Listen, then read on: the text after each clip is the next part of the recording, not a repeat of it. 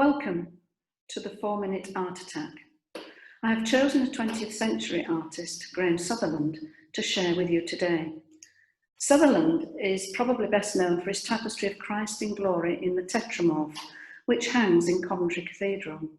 Many of you will have visited and seen this great work, which was commissioned in the 1950s by Basil Spence, the cathedral's architect.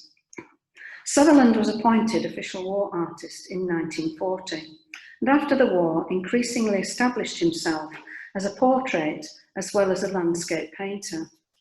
Experiences as a war artist changed his style dramatically, moving from romanticism to a harsher, spiky approach that reflected the horrors of war. The commission for the cathedral was to depict the risen Christ seated in glory in the environment of heaven, surrounded by the symbols of the 4 Evangelists. The tapestry was installed at the north end, behind the altar, rather than the usual east end. Unveiled in March 1962, the work measures 23 by 12 metres, the size of a tennis court. Weighing over 1 tonne, woven in France, a team of 12 French weavers were able to make the tapestry in one piece from a loom constructed from 2 large tree trunks.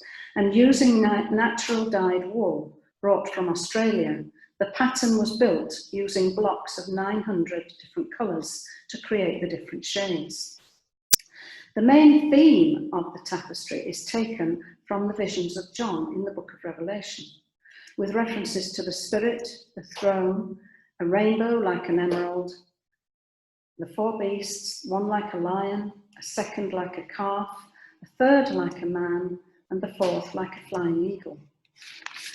References to the dragon in the chalice at Christ's feet, St. Michael hurling down the devil, are also evident. We see a seated, risen Christ, or is he standing, looking out from an emerald background, surrounded by stylized versions of the 4 Evangelists, a lion for St. Mark, an eagle for St. John, a calf for St. Luke, and an angel for St. Matthew. These are the tetramorphs, the 4 shapes. Christ's very insistent and assertive stare is one we cannot escape from. A reminder perhaps that Christ sees into every part of us. Of the face, Sutherland wrote, "It must look vital, non-sentimental, non-ecclesiastical, of the moment, yet for all time." The tapestry instills a sense of awe and certainly overwhelms the viewer with the grandeur and majesty of Christ. We see Christ's humanity by the wounds in his hands. The life-size figure of a man between his feet serves to remind us of our own mortality and of Christ's love for us. The figure made all the more diminutive by the colossal scale of the Christ figure. At the base of the tapestry is a small crucifixion scene. For me, it is a compelling piece of artwork, in part due to its size, which dominates the cathedral as one enters, but also because it seems to be a very suitable piece of art for a rebuilt Christian cathedral, a structure which by its very nature and history is a metaphor for the Christian expectation of resurrection.